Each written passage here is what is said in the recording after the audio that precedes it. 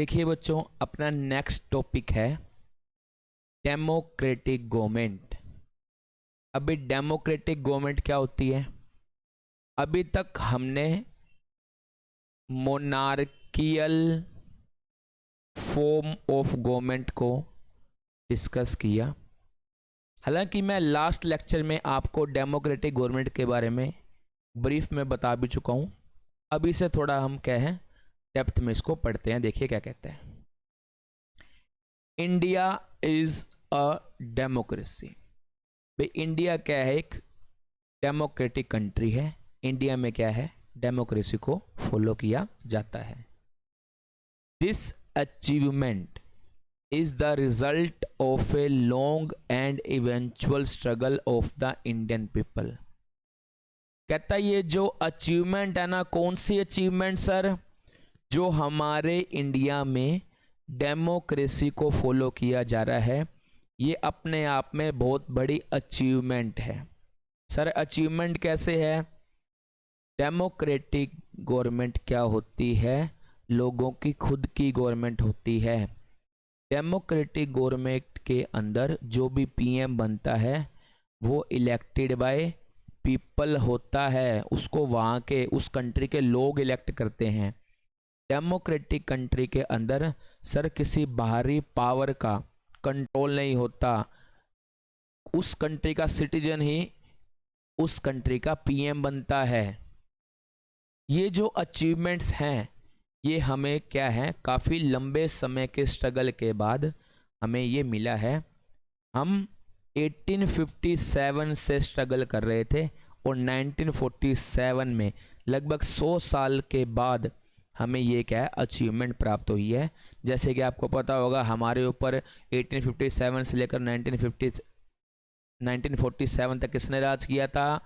Britishers ने राज किया था। ठीक है जी। ये जो अचीवमेंट्स है डेमोक्रेसी गवर्नमेंट की, ये हमें क्या है काफी लंबे स्ट्रगल के बाद मिली है। There are other places in the world where people have also struggle to have democracy. कहता वर्ल्ड की ऐसी बहुत सारी प्लेसेस हैं जहां पर लोग क्या स्ट्रगल कर रहे हैं कि जैसे इंडिया में डेमोक्रेसी है वैसे हमारे वहां भी क्या होनी चाहिए? डेमोक्रेसी होनी चाहिए। You now know that the main feature of a democracy is that people have the power to elect their leader। सबसे बड़ी डेमोक्रेसी की पावर, यहां पर जो भी लीडर होगा, जो भी रूलर होगा, वो इलेक्टेड बाय पीपल होगा। ये नहीं है पहले बाप बैठा है फिर बेटा बैठ जाएगा फिर उसका बेटा बैठ जाएगा। सर यहाँ पर हमारे रूलर माने पीएम, वो इलेक्टेड बाय पीपल होता है। उसको हम इलेक्ट करते हैं। ये सबसे बड़ा फीचर है डेमोक्रेसी का। So in a sense a democracy is rule by people. अब देखो सर क्या कहता है, डेमोक्रेसी क्या है? लोगों के द्वारा चलाई जाती है। डेमोक्रेसी के अंदर पीपल रूल करते हैं। कैसे? आप मेरे को एक बात बताओ, हमारी कंट्री के अंदर रूल कौन करता है? पीएम करता है। पीएम को सिलेक्ट कौन करता है? सर हमारी कंट्री के सिटीजन करते हैं, हमारे कंट्री के नागरिक करते हैं, हमारी कंट्री के लोग करते हैं।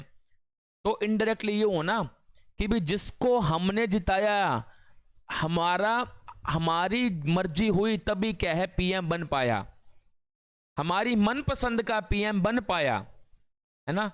तो इसका मतलब क्या हुआ? सर हमारे अकॉर्डिंग पीएम काम कर रहा है। पीएम को हमने बनाया है, सारी पावर हमारे पास है। यदि हम चाहें तो पीएम को हटा भी सकते हैं नेक्स्ट इलेक्शन के अंदर। इसलिए क्या कहता है कि डेमोक्रेसी के अंदर क्या होता है, जो वहां का रूलर होता है ना, वो क्या करता है? लोगों के बिहाफ पे काम करता है। जैसे लोग चाहते हैं वैसे क्या करता है? काम करता है। लेकिन मोनार्कियल फॉर्म ऑफ गवर्नमेंट के अंदर जहां पर राजा होता है, राजा के जो दिल में आता है वो काम करता है। वो वहां के लोगों की, वहां की प्रजा के बारे में बिल्कुल भी नहीं ध्यान देता। और डेमोक्रेटिक कंट्री के अंदर क्या होता है? लोगों की सुनी जाती है, लोगों के अकॉर्डिंग काम किया जाता है। ठीक है जी। The basic idea is that people rule them self by participating in the making of these rules. कहता है रूल्स को बनाने में लोग लोग क्या करते हैं, अपने आप को उसमें पार्टिसिपेट करते हैं। जो भी रूल्स बनाए जाते हैं कंट्री के अंदर, वो पीएम उन लोगों को ध्यान रखकर ही रूल बनाता है, ताकि जो भी रूल्स एंड रेगुलेशन बने वो किसी भी पर्सन के अगेंस्ट ना हो। ठीक है जी, समझ आया यहां तक कि भाई जो भी सर रूल बनेंगे डेमोक्रेटिक कंट्री के अंदर, वो लोगों को देख के ही रूल बनाए जाएंगे, ऐसे नहीं कि पीएम के जो भी दिल में आ गई वो रूल बना दिए। Democratic government in our times are usually refer to as representative democracy. भाई डेमोक्रेटिक गवर्नमेंट को क्या बोला जाता है सर? रिप्रेजेंटेटिव डेमोक्रेसी बोला जाता है। कैसे? देखिए, आप मेरे को एक बात बताओ, पीएम को किसने सिलेक्ट किया, उसकी सीट पे किसने बिठाया? हमने बिठाया। सर हमारे सामने ना 4 पर्सन थे, 1 2 3 4। ये सभी क्या थे? अपने अपनी पॉलिटिकल पार्टीज को क्या कर रहे थे? रिप्रेजेंट कर रहे थे। मान लो ये बीजेपी पार्टी से था, ये आप पार्टी से था, ये कांग्रेस पार्टी से था, ये किसी जेड पार्टी से था। ये सर पार्टी क्या कर रहे थे? अपनी अपनी पार्टी को रिप्रेजेंट कर रहे थे। ठीक है जी। और क्या होता है भाई, ये अपनी अपनी पार्टी को क्या कर रहे हैं? रिप्रेजेंट कर रहे हैं। ठीक है जी। और ये क्या कर रहे हैं? जिस एरिया से इलेक्शन लड़ रहे हैं वहां के एरिया के लोगों को भी क्या कर रहे हैं? रिप्रेजेंट कर रहे हैं। मान लो कोई 1 नंबर वार्ड से एमसी का चुनाव हो रहा है, वो क्या कर रहा है? वो 1 नंबर वार्ड के सभी पर्सन्स का रिप्रेजेंटेटिव के रूप में खड़ा हुआ है। इसलिए क्या है, ये बोला जाता है डेमोक्रेटिक कंट्री के अंदर क्या होता है कि रिप्रेजेंटेटिव किसका होता है? पीपल का होता है। ठीक है जी। और इसको क्या है? रिप्रेजेंटेटिव गवर्नमेंट भी बोला जाता है। इन रिप्रेजेंटेटिव इसको क्या बोला जाता है? रिप्रेजेंटेटिव डेमोक्रेसी भी बोला जाता है, क्योंकि पीएम क्या होता है? डायरेक्टली पर्सन्स को रिप्रेजेंट कर रहा होता है, पर्सन्स के अकॉर्डिंग काम करता है, अपनी विश के अकॉर्डिंग काम नहीं करता, वो हमें रिप्रेजेंट करके काम करता है। इसलिए इसे रिप्रेजेंटेटिव डेमोक्रेसी भी बोला जाता है। In representative democracies people do not participate directly but instead choose the representative through an election process. Representative democracy के अंदर सर लोग डायरेक्टली काम नहीं करते, कंट्री के लोग डिसीजन नहीं लेते। डिसीजन कौन लेता है? जिसको हमने जिताया है, हमारे बिहाफ पे जो रिप्रेजेंटेटिव है, जिसको हमने वोटों के अंदर जिताया है, वो क्या करता है? हमारा रिप्रेजेंटेटिव बनता है और वही सारे डिसीजन लेता है, ना कि हम डिसीजन लेते हैं। वो हमें ध्यान में रख के डिसीजन लेता है, वो हमारी नीड के अकॉर्डिंग डिसीजन लेता है, हमारी डिमांड के अकॉर्डिंग डिसीजन लेता है। जैसे उस कंट्री के सिटीजन्स की डिमांड होती है, वैसे वो डिसीजन लेता है। इसलिए डेमोक्रेटिक गवर्नमेंट के अंदर जो वहां के पीपल होते हैं वो इनडायरेक्टली रूल कर रहे होते हैं। क्योंकि देखो, जो भी रूलर होगा, जो भी पीएम होगा, जो भी सीएम होगा, वो क्या करेगा सर? वो वहां के सिटीजन्स के अकॉर्डिंग, उनकी डिमांड को ध्यान में रखते हुए रूल बनाएगा। तो वो क्या हुआ? एक तरह से हमारा रिप्रेजेंटेटिव हुआ, हमारे को रिप्रेजेंट कर रहा है। जैसे मान लो कोई एशियन ओलंपिक हो रहे हैं, उसमें हमारे इंडिया की तरफ से 3-4 बॉक्सर जाते हैं। वो क्या कर रहे हैं? एशियन ओलंपिक्स के अंदर इंडिया को रिप्रेजेंट कर रहे हैं। ऐसे ही क्या होता है, जो रूलर होता है हमारी कंट्री का, वो हमें रिप्रेजेंट कर रहा होता है। ठीक है जी। इसलिए इसको रिप्रेजेंटेटिव डेमोक्रेसी भी बोला जाता है। These representative meet and make, एक सेकंड बच्चों, नेक्स्ट पेज पे आएगा आई थिंक, है ना? देखिए नेक्स्ट पेज पे देखिए क्यों, देखिए यहां से देखिए, and make decision for the entire population. Sir वो जितने भी डिसीजन लेता है वो पूरी एंटायर पॉपुलेशन के लिए डिसीजन लेता है। दीज डेज, इन दिनों, a government cannot call itself democratic unless it allows what is known as universal adult franchise। क्या कहता है, आज के दिनों में कोई भी डेमोक्रेटिक कंट्री नहीं है यदि वहां पर यूएएफ सॉरी यूनिवर्सल अडल्ट फ्रेंचाइज नहीं है। सर ये क्या होता है, यूनिवर्सल अडल्ट फ्रेंचाइज होता है जो भी हमारे इंडिया में 18 प्लस है उससे क्या है, वोट देने का अधिकार है।